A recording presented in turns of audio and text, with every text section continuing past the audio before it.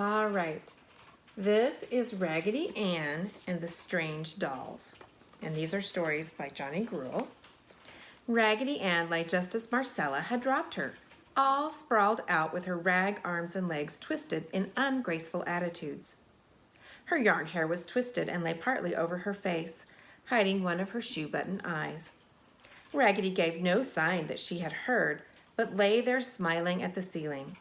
Perhaps Raggedy Ann knew that what the new doll said was true. But sometimes the truth may hurt, and this may have been the reason Raggedy Ann lay there so still.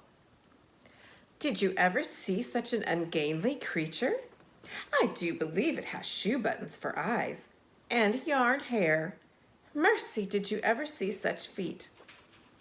The Dutch doll rolled off the doll sofa and said, "Mama," in his quivering voice. He was so surprised at hearing anyone speak so of beloved Raggedy Ann. Dear Raggedy Ann, she of the candy heart, whom all the dolls loved. Uncle Clem was also very much surprised and offended. He walked up in front of the two new dolls and looked them sternly in the eyes, but he could think of nothing to say, so he pulled at his yarn mustache.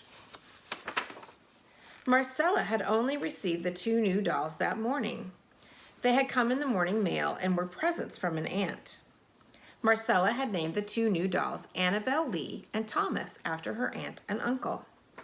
Annabel Lee and Thomas were beautiful dolls and must have cost heaps and heaps of shiny pennies, for both were handsomely dressed and had real hair. Oh, that's Sarah. Annabel's hair was of a lovely shade of auburn and Thomas's was golden yellow. Annabel was dressed in a soft lace-colored silk, and upon her head she wore a beautiful hat with long silk ribbons tied in a neat bow knot beneath her dimpled chin. Thomas was dressed in an Oliver Twist suit of dark velvet with a lace collar. Both he and Annabel wore lovely black slippers and short stockings. They were sitting upon two of the little red doll chairs, where Marcella had placed them and where they could see the other dolls. When Uncle Clem walked in front of them and pulled his mustache, they laughed outright. "Tee-hee-hee," they snickered. "He has holes in his knees." Quite true. Uncle Clem was made of worsted, and the moths had eaten his knees and part of his kilt. He had a kilt, you see, for Uncle Clem was a Scotch doll. Worsted is a kind of wool. Uncle Clem shook, but he felt so hurt he could think of nothing to say. He walked over and sat down beside Raggedy Ann and brushed her yarn hair out of her shoe-button eyes. The tin soldier went over and sat beside them. "Don't you mind what they say, Raggedy," he said. "They do not know you as we do."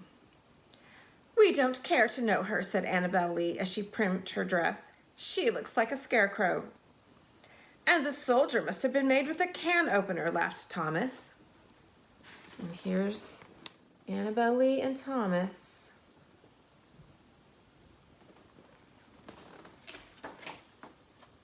"You should be ashamed of yourselves," said the French dolly as she stood before Annabel and Thomas. "You will make all of us sorry that you have joined our family if you continue to poke fun at us and look down upon us. We are all happy here together and share in each other's adventures and happiness." Now that night, Marcella did not undress the two new dolls, for she had no nighties for them. So she let them sit up in the two little red doll chairs so they would not muss their clothes. "I will make nighties for you tomorrow," she said as she kissed them goodnight, and then she went over and gave Raggedy Ann a good-night hug. "Take care of all my children, Raggedy," she said as she went out. Annabel and Thomas whispered together. "Perhaps we have been too hasty in our judgment," said Annabel Lee. "This Raggedy Ann seems to be a favorite with the mistress and with all the dolls." "There must be a reason," replied Thomas. I am beginning to feel sorry that we spoke of her looks. One really cannot help one's looks after all." Now Annabel Lee and Thomas were very tired after their long journey, and soon they fell asleep and forgot all about the other dolls. When they were sound asleep, Raggedy Ann slipped quietly from her bed and awakened the tin soldier and Uncle Clem, and the three tiptoed to the two beautiful new dolls. They lifted them gently so as not to awaken them and carried them to Raggedy Ann's bed. Raggedy Ann tucked them in snugly and lay down upon the hard floor. The tin soldier and Uncle Clem both tried to coax Raggedy Ann into accepting their bed. They slept together, but Raggedy Ann would not hear of it. "I am stuffed with nice soft cotton, and the hard floor does not bother me at all." Alrighty, and here are the dolls.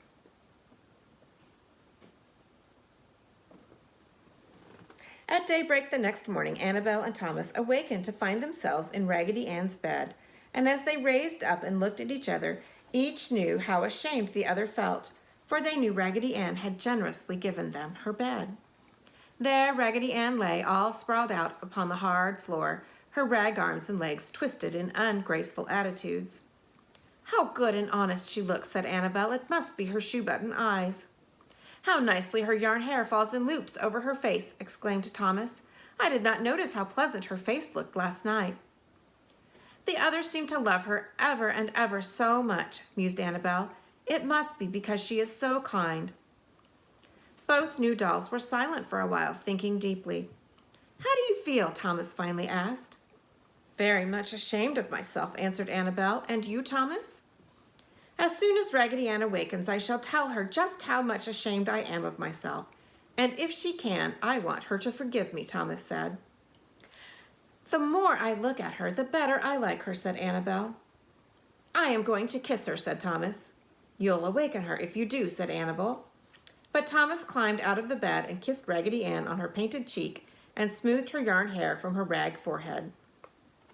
And Annabelle Lee climbed out of bed too and kissed Raggedy Ann. Then Thomas and Annabelle Lee gently carried Raggedy Ann and put her in her own bed and tenderly tucked her in. Then they took their seats in the two little red chairs. After a while, Annabelle said softly to Thomas, "I feel ever and ever so much better and happier." "So do I," Thomas replied. "It's like a whole lot of sunshine coming into a dark room, and I shall always try to keep it there." And here they are, carrying Raggedy Ann into her bed. And do you see the sign over the bed? It says, "Love one another." Fido had one fuzzy white ear sticking up over the edge of his basket, and he gave his tail a few thumps against his pillow. Raggedy Ann sat quietly in bed where Thomas and Annabelle had tucked her, and as she smiled at the ceiling, her candy heart, with "I love you" written on it, thrilled with contentment, for as you have probably guessed, Raggedy Ann had not been asleep at all. And there you go. And the next story is Raggedy Ann and the Kittens.